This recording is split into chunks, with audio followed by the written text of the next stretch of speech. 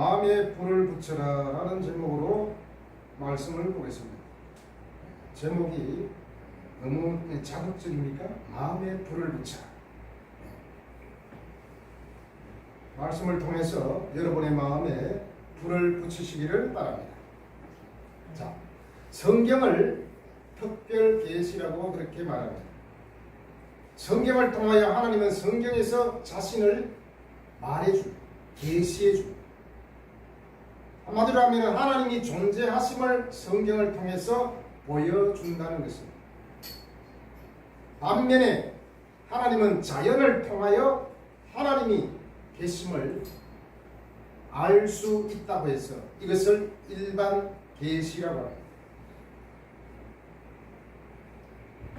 지난번에도 39절도 봤지만 오늘도 39절부터 보도록 하겠습니다.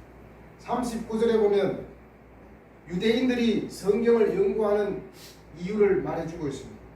너희가 성경에서 영생을 얻는 줄 생각하고, 어떤 면에서는 조금 예수님이 비꼬는 듯한 그런 뉘앙스가 풍겼습니다. 성경에서 영생을 얻는 줄 생각하고 성경을 연구하거니와 이 성경이 곧 내게 대하여 증언하는 것입니다. 앞서 말씀드린 것처럼 하나님께서 성경을 통하여 예수 그리스도를 보여주고 있다는 것입니다. 이스라엘 백성들은 포로기 때는 제사를 따로 드릴 수 없기 때문에 성경을 연구하고 그 성경을 열심히 지키고 또 암송하는, 여기에 그들은 엄청난 가치를 부여했습니다. 그렇게 열심을 내는 유대인들은 분명히 성경에서 예수님에 대해서 계시해 두었음에도 불구하고 예수님을 알아보지 못하는 것을 예수님은 뜨겁게 책망하고 있습니다. 더 나아가 예수님은 말씀합니다. 예수님은 너희가 성경을 많이 연구한다, 내가 인정하겠다. 그러나 40절에서 그러나 너희가 영생을 얻기 위하여 내게 오기를 원하지 아니하는다. 성경은 열심히 연구하고 암송하고 공부하고 있지만 그러나 그들은 예수님이 증언한 내용을 깨닫지 못하고 또한 영생을 얻기 위하여 주님 앞에 오기를 원치 않는다는 것입니다. 다시 말하면 예수님은 성경을 아무리 연구한다고 해서 성경의 참된 내용과 목적을 깨닫지 못하면 연구 자체가 생명을 주는 것은 아니라고 역설하고 계시는 것입니다. 성경 자체가 생명을 주는 것이 아닙니다. 이 성경 안에 있는 하나님의 계시를 믿고 순종할 때 거기에 생명이 있는 거죠. 그냥 소설책 읽듯이 읽으면 아무런 감흥도 없고 느낌도 없습니다. 우리가 성경을 많이 읽지만 성경에서 예수님이 구세주이심을 찾지 못하고 발견하지 못한다면 예수님이 책망하는 유대인들과 다를 게 뭐가 있겠습니까? 성경을 통하여 하나님을 만나고 예수가 구원자이심을 깨달아 얼마나 많은 사람들이 변화되었는지 모릅니다. 감옥에서 성경을 읽다가, 절망 가운데 성경을 읽다가, 동굴에서 성경을 읽다가, 어떤 상황, 어떤 어려움 가운데서 많은 사람들이 성경을 읽다가 변화되어 하나님의 사람이 되어 크게 쓰임받은 사람들이 엄청 많이 있습니다. 우리가 성탄절마다 많이 보아왔던 벤허의 영화 원작가인 소설가 루 윌리스는 기독교가 거짓임을 증명하는 책을 쓰기 위해서 성경을 연구하다가 드디어 예수 그리스도를 만났습니다. 그리고 거듭났습니다. 회심했습니다. 그리고 예수님의 신성에 대한 확신을 가지게 되었다고 증언하고 있습니다. 변화된 사람이 이 사람뿐이겠습니까? 우리는 성경을 통하여 하나님을 만나고 변화된 많은 사람들을 통하여 기독교가 전파되고 교회가 지금까지 이어져 오지 않았겠습니까? 절대로 변화되지 않은 사람이 교회를 이끌어온 것이 아닙니다. 많은 목사님들이, 많은 평신도들이 목숨을 다하여 예수 그리스도를 전파했고 지켰습니다. 신앙을 지켰습니다. 목숨을 걸고 지켰습니다. 쓸데없이 목숨을 버립니까? 그것이 바로 진리이기 때문입니다. 그런데 성경을 통하여 변화된 경험이 없다면 유대인들과 똑같이 된다는 것입니다. 아무리 성경을 읽어도 변화되지 않고 그런 사람은 예수님이 앞에 와도 깨닫지 못합니다. 하나님의 말씀이 선포되어져도 그것이 나에게 주어지는 말씀인지 깨닫지 못합니다. 너나 잘해 이렇게 말할 수 있겠죠. 성경을 통해서 단순히 지식만 있고 예수를 믿고 거듭나지 않고 변화된 경험이 없다면 그 속에 진정한 성령의 기쁨이 있겠습니까? 여러분은 성경을 통해서 변화된 흔적이 있습니까? 변화에는 물리적 변화와 화학적 변화가 있습니다. 물리적 변화는 나무로 만든 책상을 우리가 생각해 볼 수 있습니다. 책상은 어떻습니까? 그대로 모양만 바뀌었지 그 질은 똑같습니다. 역시 나무입니다. 그런데 화학적 변화는 어떤 변화입니까? 원래의 물질과 성질이 다른 물질로 변화된 것을 화학적 물질이라 하지 않겠습니까? 예수 믿고 변화된 사람은 바로 이 화학적 변화라고 할 수 있습니다. 너는 왜 예수를 믿니? 나도 몰라. 내 안에 기쁨이 생기고 내가 변화된 것을, 내가 기뻐하는 것을 통해서 나는 알 수 있어. 이렇게 말할 수 있겠죠. 화학적 변화는 바로 완전히 옛 사람과 결별하여 새 사람이 되는 것입니다. 새 사람. 이런 사람은 어떻습니까? 세계관과 인생관, 성공관이 완전히 믿지 않는 사람과 다르다는 것입니다. 여전히 우리가 교회를 오랫동안 다니고 예수를 따른다고 하지만 내 인생관이 변화되지 않고 내 세계관이 여전히 세상 사람들이 쫓아가는 그러한 세계관으로, 인생관으로 여전히 뭉쳐져 있다면 우리는 더 이상 말씀이 들어갈 자리가 없습니다. 여러분은 예수 믿고 여러분의 세계관과 인생관이 변화되었습니까?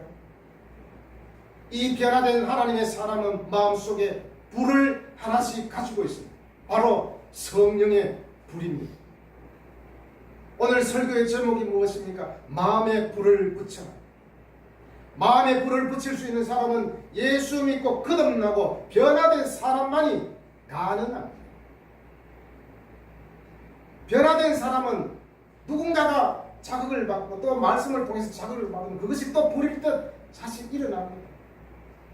산에 불이 났을 때 다 껐다고 생각했는데 불씨가 남아있다면 다시 살아나지 않습니까? 그것처럼 예수 믿고 변화된 사람은 마음속 깊이에 변화된 흔적이 있기 때문에 또 하나님 말씀을 읽다가 그 불씨가 살아나서 마음에 불을 붙일 수 있는 것입니다.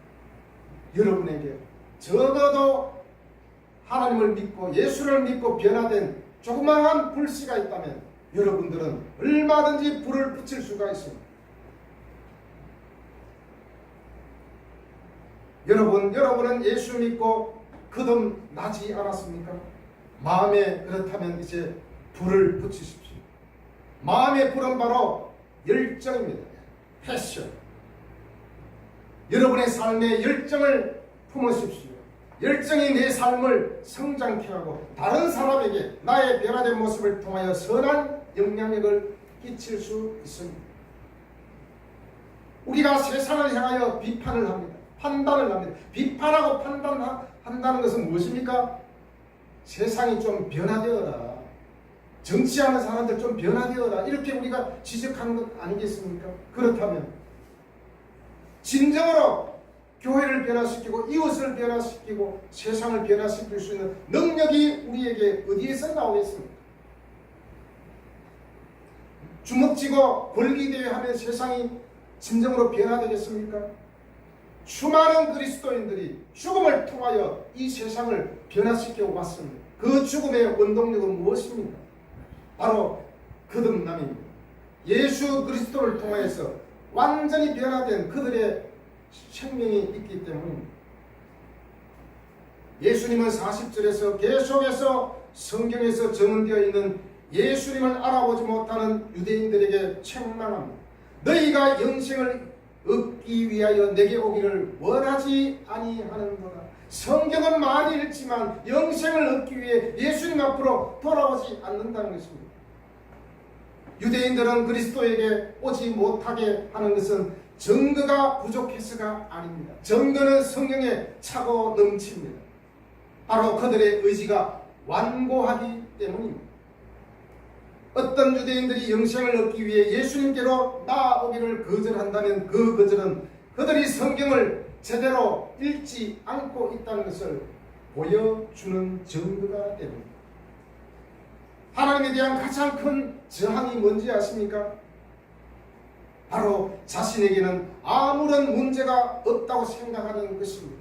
나는 문제가 없어. 내가 왜 회개해야 돼? 내가 왜 눈물을 흘리며 하나님께 기도해야 돼? 나는 아무런 문제도 없는데. 그것이 하나님께 저항하는 것입니다.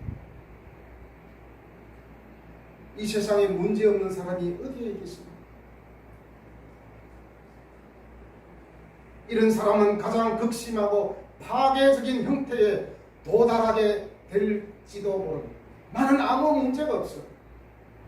그래서 늘 손가락은 자기를 향하는 것이 아니라 남을 향해 있습니다. 또 때로는 하나님을 조롱합니다. 하나님이 살아계시면 도대체 왜 나를 이렇게 내버려 두고 있을까? 오히려 하나님을 업신여기고 조롱하게 된다는 것입니다. 나는 아무 문제가 없어라는 사람은 결국에는 파괴적이고 극단으로 흐를 가능성이 많다는 것입니다. 항상 변하는 문제의식을 가지는 데서 옵니다. 그러나 유대인들은 자신들은 아무런 문제가 없다고 완전하다고 생각했습니다. 그러니 예수님을 알아보지 못했던 것입니다. 어떤 사람이 그러지 않습니까? 아유, 교회 다니는 사람, 예수 믿는 사람들, 예수쟁이들은 지지리도 못났기 때문에 교회 가는 거야. 이렇게 말합니다. 그렇지 않잖아요. 그렇지 않다는 것을 역사적으로 증명되어지고 있습니다. 사람들은 본성적으로 생명을 얻으러 주님께 나오려 하지 않는다는 것입니다. 그것은 극심하고도 절대적인 결핍을 깨닫지 못하기 때문입니다. 목마른 자가 우를 찾는다는 말도 있지 않습니까? 목마르지 않고는 절대로 물을 찾지 않습니다.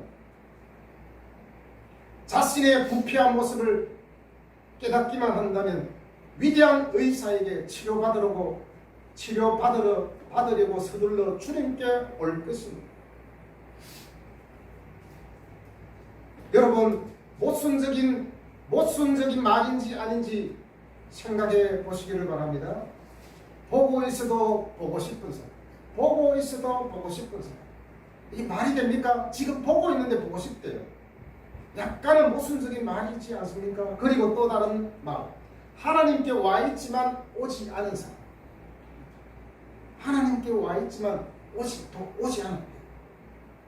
다시 말하면 우리가 교회에 왔지만 예수님께 왔지만 예수님께 오지 않은 사람. 굉장히 좀 모순적이지 않습니까? 한마디로 이겁니다. 몸은 와 있는데 마음은 콩밭에가 있다는 것이죠. 하나님께 와 있지만 여전히 하나님께 돌아오지 않은 사람들이 얼마나 많이 있는지 모릅니다. 그래서 항상 교회에서도 돌아온 탕자의 비유의 설교를 해야 됩니다. 왜냐? 예수 믿는 사람 중에도 교회 다니는 사람 중에도 집 나간 탕자가 있기 때문입니다. 왜냐? 온전히 내 마음까지 주님께로 오지 않았기 때문입니다.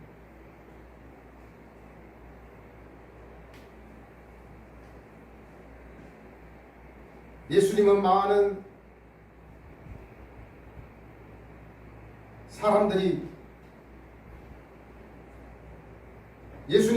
사람들의 칭찬을 받기 위한 것이 아니라 그들에게 구원받게 하려는 그런 목적으로 이 땅에 오셨습니다. 예수님이 기적을 베풀고 말씀을 전하는 것은 유대인들에게 칭찬받기 위해서 결코 아니라는 것입니다. 그들이 영생을 얻고 주님을 발견하게 하기 위해서입니다. 예수님은 그들의 완고한 불신과 회개하지 않는 마음을 애쓰게 하십니다. 여러분, 하나님 앞에서 눈물 많이 흘리는 사람이 잘못된 것이 아니라 눈물도 한 방울도 흘리지 못하는 그런 사람이 오히려 잘못된 것입니다. 지금도 마찬가지입니다. 예수님은 그에게 나오는 모든 사람을 받아들일 채비를 하고 계십니다. 너희가 영생을 얻기 위하여 내게 오기를 원하지 아니한다를 예수님의 마음에서 바꾸면 어떻게 바꿀 수 있습니까? 나는 너희가 영생을 얻기 위하여 내게 오기를 원한다. 너희들은 성경을 읽고 변화되어 영생을 얻기 위하여 나에게로 오지 않으려고 하지만 나는 너희들이 영생을 얻기 위하여 내 앞으로 오기를 원한다. 이것이 진정 예수님의 마음입니다. 여기서 원하다를 NIV 성경에는 이렇게 되어 있습니다. refuse, 거부하다, 거절하다로 번역되어 있습니다. 거부한다는 것은 누군가가 주려고 하는데 안 받겠다는 것이 아니겠습니까? 네가 예수 믿고 영생을 소유하게 된다면 네가 변화되고 새 삶을 살 것이야 라고 예수님께서 말씀하시는데도 어떻게 반응합니까? 나는 변화받고 싶지 않아요. 나는 절대로 변화되지 않을 겁니다. 완강하게 버티는 그런 사람은 결코 생명력 있는 삶을 살 수가 없습니다. 사람의 말이 나를 변화시키는 것이 아니라 바로 주님의 말씀이, 하나님의 말씀이 우리를 변화시켜야 되는 것 아니겠습니까? 우리는 하나님의 살아계심을 믿고 예수님께서 나를 변화시켜 주실 거라고 믿고 말씀에 순종하는 저와 여러분이 되시기를 바랍니다. 나는 안 돼, 나는 안 돼라는 부정적이고 불신의 마음을 버리시기를 바랍니다. 주님이 함께 하시면 나는 얼마든지 가능하다라고 우리는 스스로에게 또한 외쳐야 됩니다. 주님이 함께 하시면 나는 가능해, 나는 변화될 수 있어. 이것을 우리 마음에 새겨야 합니다. 설교자인 제가 여러분이 변화되기를 원하는 것이 아니라 예수님께서 우리가 변화되기를 원한다는 것입니다. 사람들은 예수를 거부하고 거절하지만 예수님은 모든 사람들에게 영생을 소유하기를 원하고 계십니다. 이것은 바로 하나님의 뜻입니다. 그래서 요한복음 3장 16절에서 하나님이 세상을 이처럼 사랑하사 독생자를 주셨으니 이는 그를 믿는 자는 멸망치 않고 영생을 얻게 하려 하십니다. 하나님께서 세상을 이처럼 사랑하사 유일하신 아들을, 독생자를 죽이면서까지 우리를 사랑하셨다는 것입니다. 왜냐? 멸망치 않고 우리에게 영생을 얻게 하기 위해서, 그 영생을 얻어 풍성함을 누리게 하기 위해서 예수님께서 우리에게 오셨다는 것입니다. 성경이 쓰여진 목적은 인간들이 영생 얻기를 원하는 것입니다. 성경이 예수님을 정하는 이유 또한 사람들이 영생을 얻게 하기 위함입니다. 우리에게 삶의 열정은 예수 그리스도를 믿는 믿음에서 온다는 사실을 기억하십시오. 이 믿음으로 여러분의 마음에 열정의 불을 붙이시기를 바랍니다. 성경을 많이 연구하였지만 영생을 얻기 위해 예수님께 나아오지 않은 사람에게 또한 예수님께서 말씀합니다. 하나님을 사랑하는 것이 너희 마음속에 없다. 42절에 있죠. 다만 하나님을 사랑하는 것이 너희 속에 없음을 알았다. 얼마나 예수님이 그 비통함으로 이렇게 말씀하셨습니다. 너희들이 성경을 그렇게 연구를 많이 하지만 하나님을 사랑하는 마음이 없다. 예수님의 마음은 어쩌면 매일 찢어질 듯 아플 것입니다. 예수님은 많은 사람들이 영생을 얻게 하기 위해서 원하고 이 땅에 오셨지만 사람들은 받아들이지 않았습니다. 그들은 성경을 전혀 모르는 사람들이 아니었습니다. 성경을 읽던 사람입니다.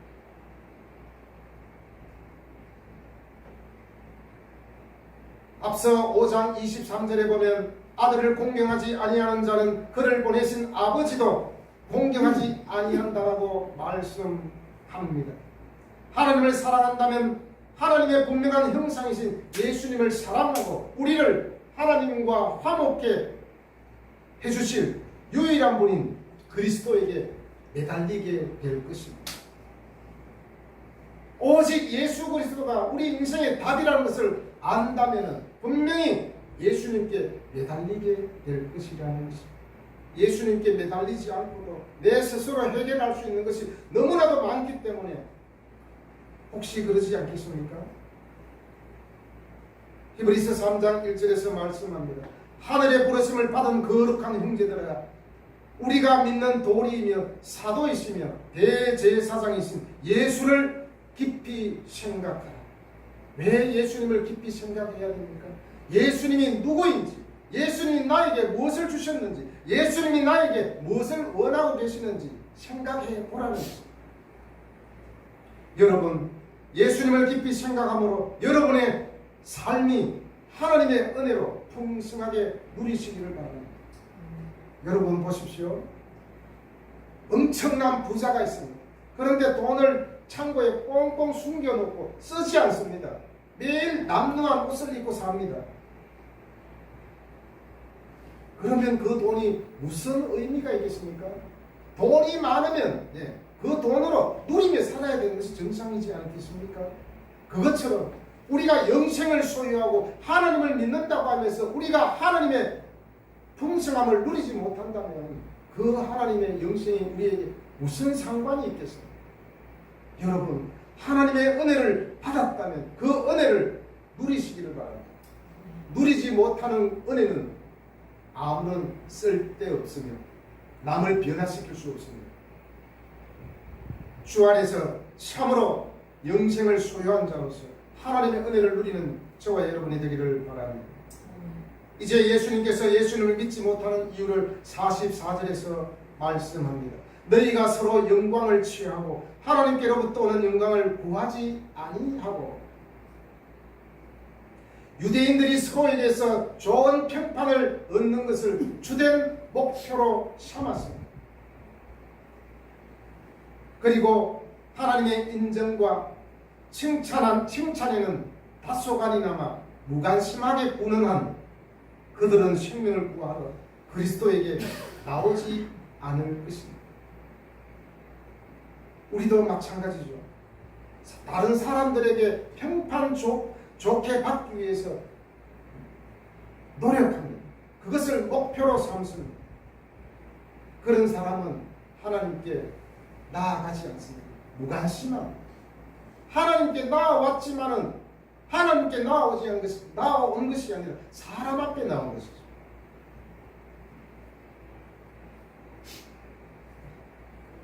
사람으로부터 영광을 얻기를 원한다면 가시적인 종교 행위를 가질 수밖에 없습니다. 하나님의 사람이 그 안에 머물 수 없어서 올바른 신앙을 가질 수 없는 것입니다. 이 때문에 예수님은 책망하십니다. 예수님 당시나 지금이나 대부분의 사람들이 서로에게 칭찬받기를 위해서는 엄청 애를 씁니다. 스트레스가 될 정도로 남에게 잘 보이려고 노력합니다. 그런데 그들은 하나님께로부터 오는 칭찬을 받으려 노력을 하지 않는다는 것입니다. 사람에게는 잘 보이려고 하지만 하나님께는 대충대충 그냥 뭐 하나님 뭐 보이지도 않는 하나님 뭐 어때 이렇게 말하면서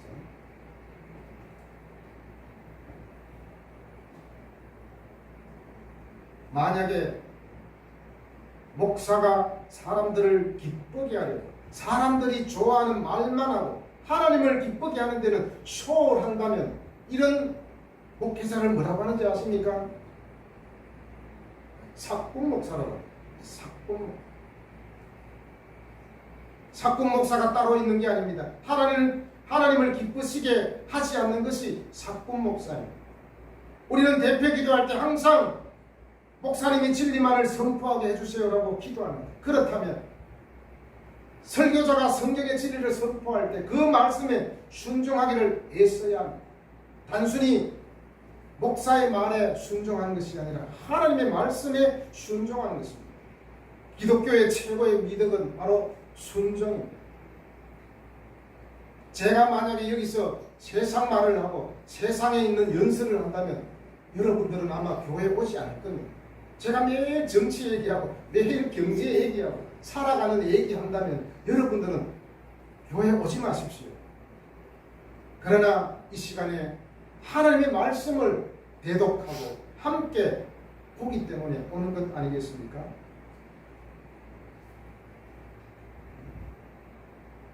제가 지금까지 칭찬이라고 말을 했는데 이 영광은 칭찬으로도 바꿀 수 있습니다. 유대인들은 율법을 많이 연구하였지만 정작 그것이 하나님을 기쁘시게 하는 것이 아니라 자신의 영광을 드러내고 사람들에게 칭찬을 받기 위한 것이었다는 것입니다. 목사가 설교를 하고 목사가 성경을 연구하는 것은 사람들에게 칭찬받기 위해서 하는 것이 결코 아닙니다. 하나님의 말씀을 전하고 하나님의 뜻을 전하기 위한 것이 아니겠습니까? 메시아인 예수님께서 구하는 유일한 영광은 하나님의 영광이었고 하나님으로부터 오는 칭찬이었기 때문에 그의 대적들은 예수님께 마음을 열지 않았습니다. 그래서 요한은 자신의 동포인 유대인들의 비극적인 상태를 이렇게 요약해서 제시합니다. 요한복음 12장 43절에서 그들은 사람의 영광을 하나님의 영광보다 더 사랑하였더라. 사람의 영광을 하나님의 영광보다 더 사랑하였더라. 여러분, 목사뿐만 아니라 우리 모두가 마찬가지입니다. 사람에게 칭찬받으려고 얼마나 노력합니다. 칭찬을 다른 말로 표현하자면 잘 보이고자 하는 것이 아니겠습니까? 이 칭찬을 받기 위해서 가진 알랑방구를 끼지 않습니까? 다른 사람의 칭찬받기 위해서. 어떤 사람이 오느냐에 따라서 우리의 모습이 달라진다면 그것이 문제가 아니겠습니까?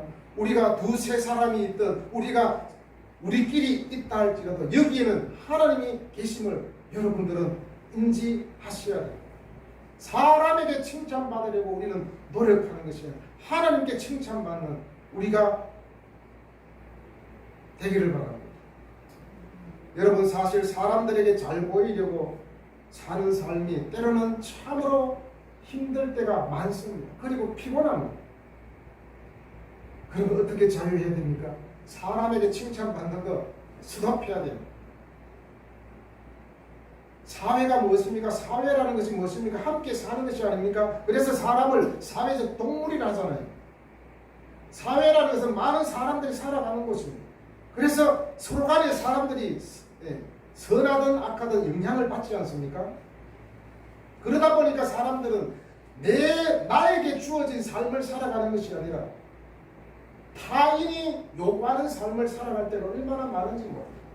하나님이 요구하는 삶이 아니라 다른 사람들이 나에게 요구하는 그런 삶을 산다는 것입니다. 그렇기 때문에 때로는 피곤하고 스트레스되고 그렇게 되지 않습니까? 하나님이 나를 어떻게 생각할까가 아니라 우리 모두는 사람들이 나를 어떻게 생각할까? 그렇게 마음이 팔릴 때가 많습니다. 그래서 집에 돌아오면 창피하고 그렇습니다. 그러나 우리는 적어도 하나님 앞에 부끄러움을 때로는 느껴야 합니다.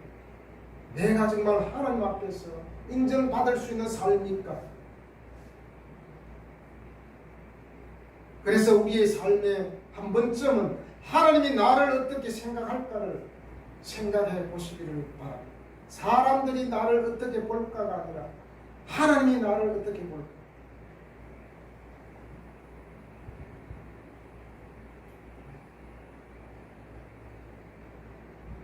그래서 예수님은 44절에서 서로 영광을 취하고 유일하신 하나님께로부터 오는 영광은 구하지 아니하니 어찌 나를 믿을 수 있느냐.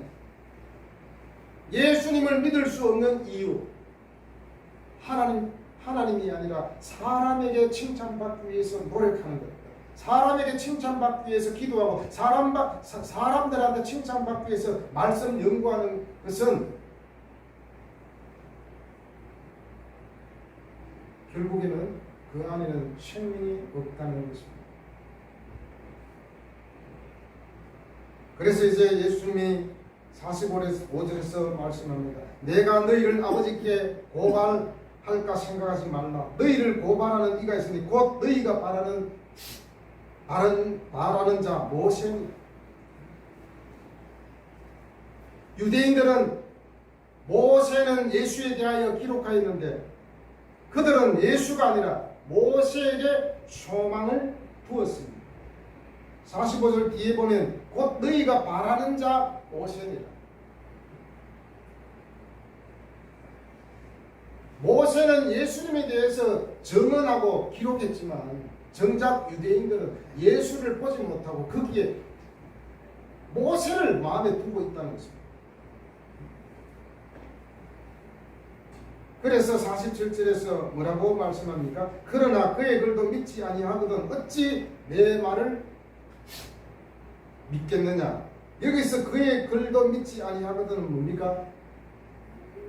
예수님이 앞서 말씀드렸던 성경에서 나를 증언하고 있는데 너희들은 그것을 믿지 아니하는데 어떻게 나를 믿을 수 있겠느냐라는 것이죠. 모세의 글과 예수님의 말씀은 밀접하게 연결되어 있습니다.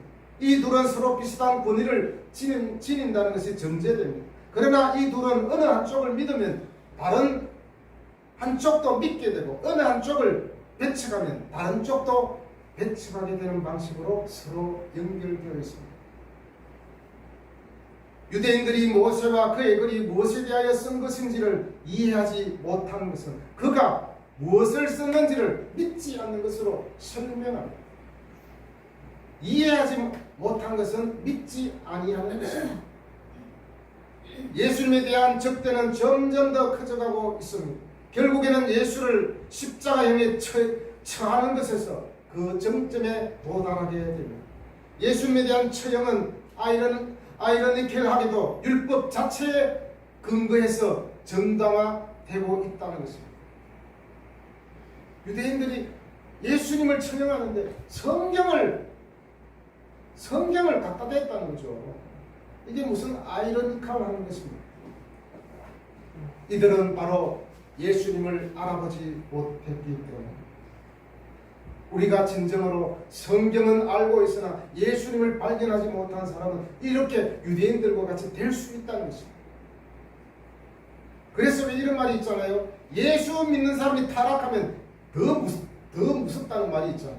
대부분 예수 믿는 사람 핍박하고 죽인 사람들 중에 예수 믿는 사람들이 얼마나 많이 있습니다.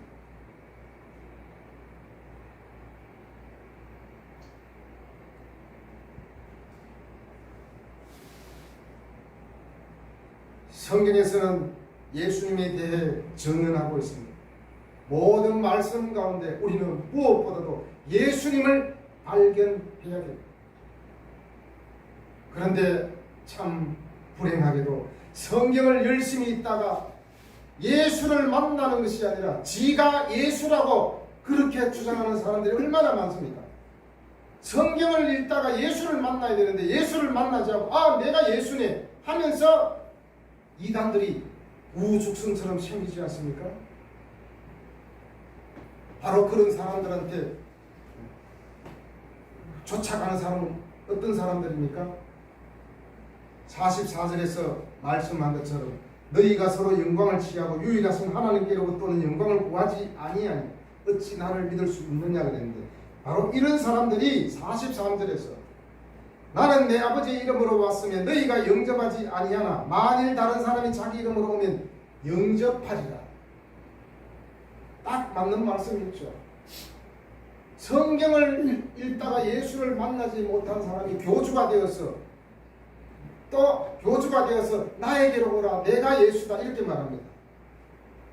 또 그것을 따르는 사람들이 있죠. 그 사람도 역시 성경을 읽다가 예수를 만나지 못하고 교주를 만나게 됩니다.